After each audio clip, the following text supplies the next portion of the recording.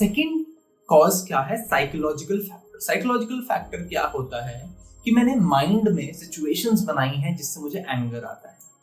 For example, आपने देखा होगा ट्रैफिक में अगर दो लोग हैं, एक पर्सन के साथ अगर कोई सिचुएशन होती है, रोड रेज का सिचुएशन होता है, तो एक बंदा उससे पीसफुली संभालता है, दूसरा बंदा बहुत एग्रेशन में आ जाता है, इसने मुझे टेक ओवर क्यों करा, एंड मैं कोई छोटा नहीं हूं, ठीक है।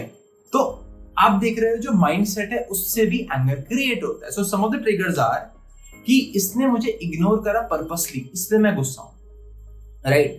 आपके फ्रेंड को कोई काम होगा, ठीक है, आपने उसको कॉल करा, उन्होंने कहा मुझे काम है, बट उनको लगा कि नहीं पास्ट में लड़ाई हुई थी इसलिए मुझे इसने ऐसे बोला, तो वो आप अपने दिमाग में कहानियां बना रहे हो जिससे आपको एंगर आ रहा है।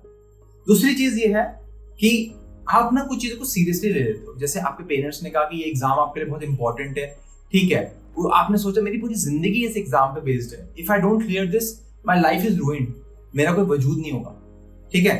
So this is how, if I mess this up मेरा करियर खराब हो जाएगा, ठीक है। So that is how we catastrophe, कि यू नो अपने दिमाग में गलत गलत चीजें हम भर देते हैं, उसकी वजह से एंगर इश्यूज आते हैं, ठीक है।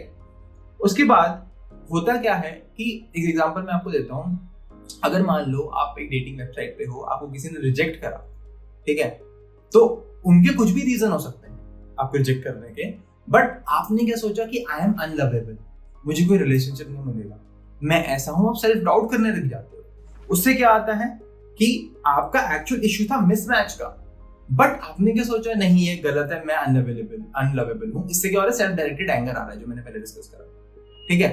तो मेरे कॉग्निटिव थॉट्स क्या हैं, उसकी वजह से भी मुझे एंगर इश्यूज आते हैं, राइट। आप क्या सोच रहे हो, सिचुएशन वैसी नहीं होगी, बट मैं सिचुएशन को वैसा बना देता हूं जिससे कि मुझे बार बार एंगर इश्यूज आते हैं।